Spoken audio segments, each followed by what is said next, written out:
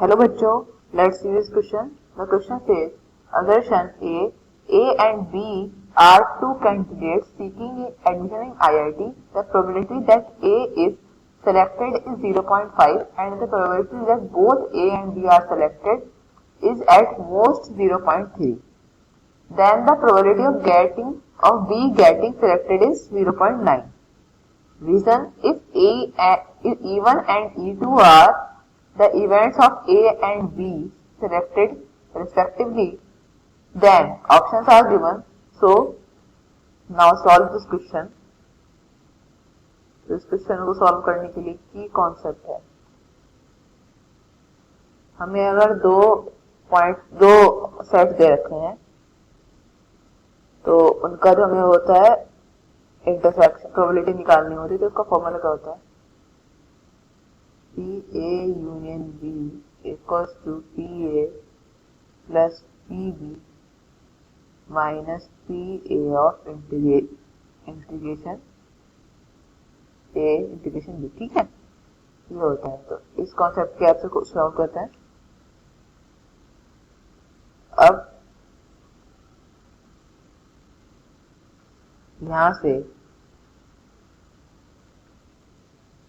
हमने क्या करा, E1 let E1 is the event that candidate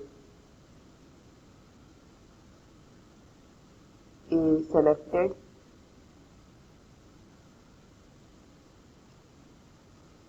let E2 is the event that candidate B is selected. ठीक है. अब उसने दिया है प्रोबेबिलिटी ऑफ A सिलेक्टेड कितना है, 0.5 क्वेश्चन फर्स्ट. और उसने कहा है ये दोनों सिलेक्टेड है, तो A इंटीग्रेशन B क्या रहेगा, और A इंटरसेक्शन B क्या रहेगा, लेस देन इक्वल्स टू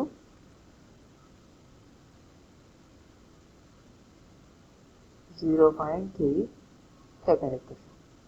अब यहां से क्या होगा, P of A plus P of B minus PA intersection B equals to PA union B lesser than equals to 1. अब PA of A 0.1 P of B minus PA intersection B, ये हो जाएगा हमारा लेसर देन 1, इस equation से आया bye 1, और P of B lesser than equals to 0.5 plus PA union B or PA intersection B lesser than equals to 0.5 plus 0.3 है ना, बाय इक्वेशन 2. ठीक है, पुट कर दी वैल्यू. अब P ऑफ B क्या आ गया हमारा, लेसर देन इक्वल्स टू 0.8, और उसने क्या कहा था, hence P of B is not, P of B equals to 0.9 is not possible. तो हमारा रीजन तो सही था कि E1 E2 के इवेंट्स है, बट अदर सही नहीं है. तो ऑप्शन चेक करते हैं. A is false but R is true. So option D is the right answer. Hope you understood well. Thank you.